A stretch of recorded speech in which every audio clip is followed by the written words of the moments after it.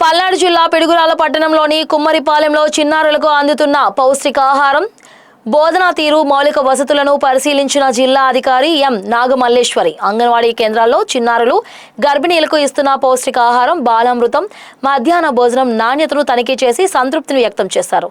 ఆమె మాట్లాడుతూ ప్రాథమిక విద్యను పిల్లలకు ఆటపాటల ద్వారా అందుతున్న తొలి విద్యా బోధనను పరిశీలించడం, రికార్డుల నిర్వహణ, హాజరు పట్టిక, గ్రోత్ చార్ట్లు, పోషన్ ట్రాకర్ను నమోదును పరిశీలించడం జరిగిందన్నారు. తాగునీరు, విద్యుత్, మరుగుదొడ్లు వంటి మౌలిక వసతుల కల్పనపై సమీక్షించడం, బాల సదన్ భవన్ నిర్మాణ పెండింగ్పై స్థానిక ఎమ్మెల్యే ఎరపతినేని శ్రీనివాసరావుతో చర్చించి నిర్మాణంలో ఆగిపోయిన పనులను పూర్తి చేయవలసిందిగా అభ్యర్థించారు. అందుకు ఎమ్మెల్యే సానుకూలంగా స్పందించారని తెలిపారు.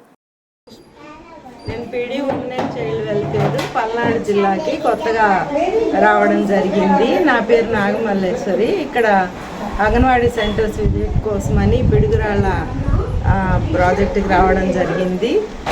ఇక్కడ కుమ్మరిపాలెం అంగన్వాడీ సెంటర్ విజిట్ చేస్తున్నాము.